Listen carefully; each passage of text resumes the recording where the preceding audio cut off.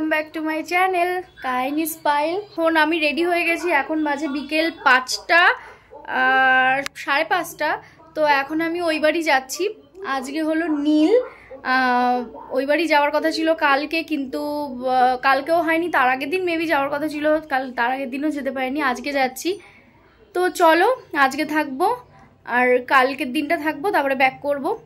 আর মাম্মামের school শুরু হচ্ছে আবার। আর এই কদিন ব্লগ দিতে পারছি না, খুবই শরীরটা খারাপ, মনটাও খারাপ, ব্লগটা দিতে পারছি না।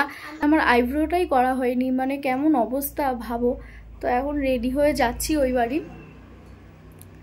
তো শাড়িটা পরে নিলাম, আজকে অনেক দিন পরে এই শাড়িটা পরলাম। একবারই পরেছিলাম, আগে 2-1 বার পরেছি, আর ভীষণ পছন্দের শাড়ি। আর তো যাই হোক, চলো এখন আর বেশি কথা বলবো না। আর উপোস করেছিলাম, উপোস বলতে হ্যাঁ ফল খেয়েছি আর সাবু খেয়েছি। আমি সাবু খাই নীলষষ্ঠী করে, আত্মা খাওয়া যায় না, লুচি টুচি খাওয়া যায়, আর রাতের বেলা হয়তো খাওয়া হবে, বাট আমি সাবুটাই বেশি খেতে পছন্দ করি আর ফল। তো যাই হোক, খুব তাড়াহুড়োর মধ্যে সকালে সব কিছু হয়েছে, যার জন্য কিচ্ছু ভিডিও করতে পারিনি। শিবের মাথায় জল ঢালা, ভেবেছিলাম কালীবাড়ি যাব, জল ঢালবো, তো সব কিচ্ছু হয়নি। আর আমাদের এখানে ভীষণ বড় করে হয় নীল চড়ক, মানে এটা কলকাতার দিকে মেবি সব জায়গায় হয় না, গ্রামের দিকেই বেশিরভাগ হয়, এক এক জায়গায় ভীষণ বড় করে হয় এখানে। আর কতটা কি দেখাতে পারবো আমি জানি না, কিভাবে বাড়ি যাবোও জানি না, এখন টোটো পাবো কিনা। তো নেক্সট বার আমি তোমাদের সব দেখাবো, মানে কিভাবে এখানে নীল চড়ক সব কিছু হয়। তো এইবার তো পারলাম না, আর যতটা যা দেখতে পাই ততটা তোমাদের সাথে শেয়ার করব অবশ্যই। তো চলো দেখতে থাকো ব্লগটা। তো বাড়ি গিয়ে কথা হবে আরও।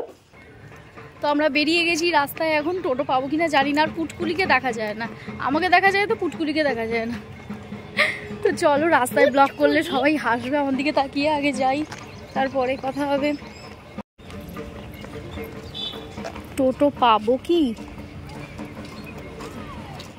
বল শোনা, তুমি বলো, আমি ভুলে গেছি। অবশেষে জোরে অবশেষে এতক্ষণ হাঁটার পরে একটা গাড়ি পেলাম।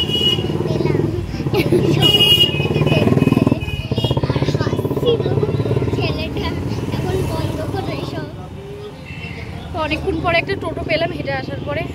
যাই হোক,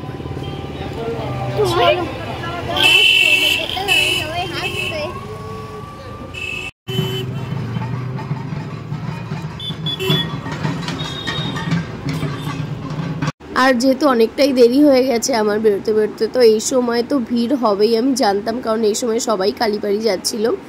আর এখানে বাড়ি এসে দেখলাম মেয়ের স্কুল ড্রেসটা আনা হয়ে গেছে, তো আমি একটু পরিয়ে দেখছিলাম কেমন কি লাগে। আর সত্যি বলতে ভীষণই ভালো লাগছিল, এতদিন একটা ছোট্ট মতো লাগছিল একটা ছোট্ট ড্রেসে, বাট এই স্কার্টটা পরে না এবার মেয়েটাকে একটু বড় বড় মতো লাগছে।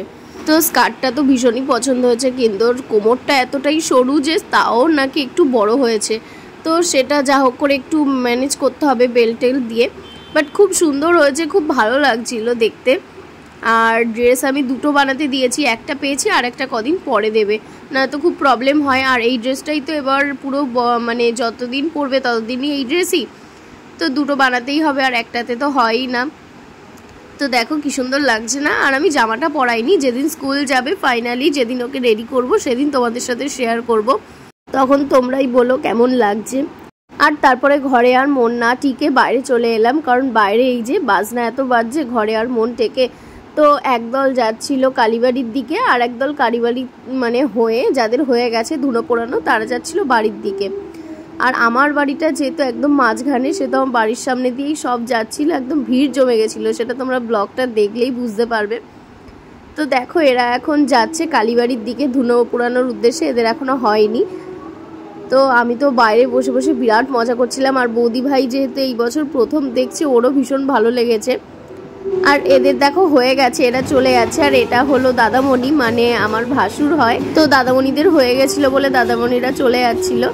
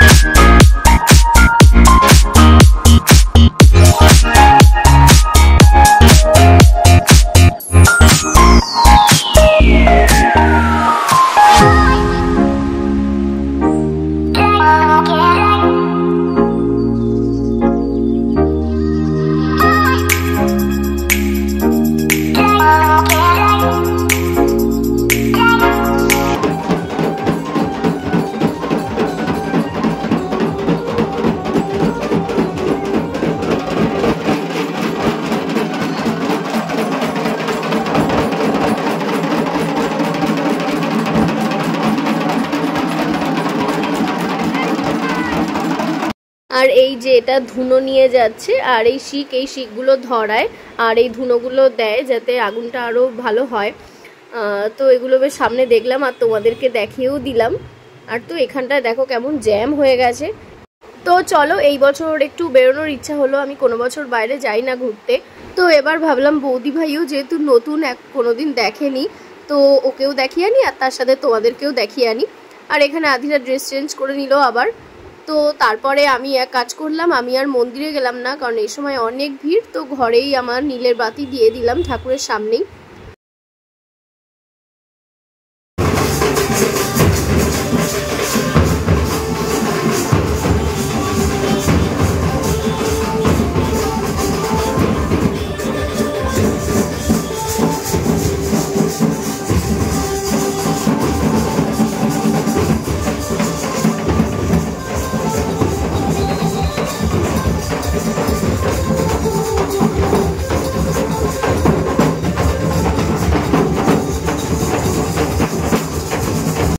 আর এটা কি করছিল আমি সত্যিই বুঝলাম না, তোমরা যদি জেনে থাকো আমাকে কমেন্টস করো এটা কি করছিল। হয়তো ঠিক করার জন্য কিছু একটা করছিল, আমি ঠিক বুঝলাম না।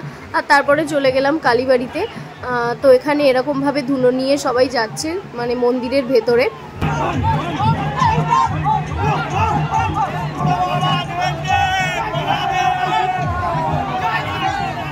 ধুনো ধুনো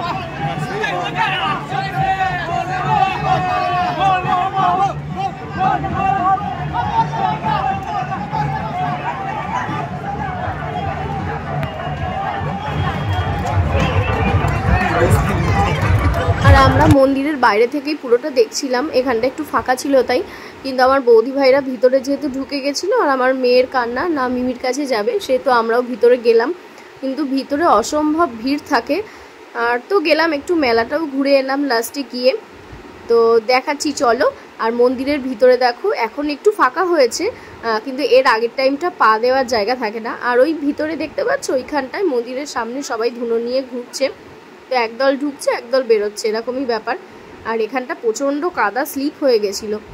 আর তারপরে ঘুরলাম একটু মেলায়, এখানে মেলা বসেছিল পাশে, তো মেয়েটাকে নিয়ে একটু ঘুরছিলাম।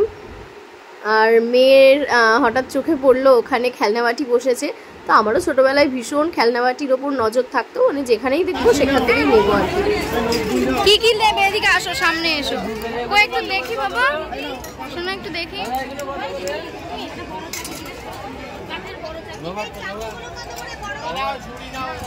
কত করে বলছে এগুলো? একটা ঝুড়ি দেখি, একটা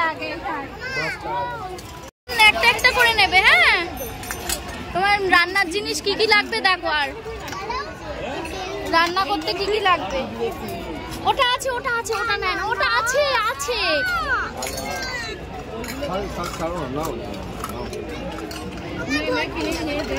আর কি কি লাগবে রান্নার জিনিস, ধরো তো এটা। এই যে আর ফোনে যে একদম চার্জ ছিল না, আমি সেটা খেয়ালই করিনি। তো তারপরে দেখি ফোনটা অফই হয়ে গেল। তো আর কিছু শেয়ার করতে পারলাম না তোমাদের সাথে। তো তারপরেই বাড়ি চলে এসেছিলাম একটু ফুচকা খেয়ে। আর তারপরে এসে মেয়েটাকে খাইয়ে দিচ্ছিলাম রাতের বেলা।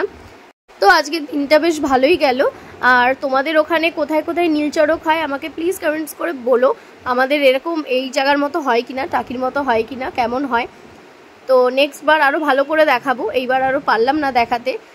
তো চলো, আজকের ভিডিওটা এইটুকুই থাকলো। নেক্সট ব্লগে তোমাদের সাথে আরও অনেক কিছু শেয়ার করব। তো আজকের মতো টাটা, বাই বাই। আর সবাই ভালো থেকো, সুস্থ থাকো। আর আমার নেক্সট ব্লগের জন্য অবশ্যই অপেক্ষা করো। তো আজকের মতো বাই।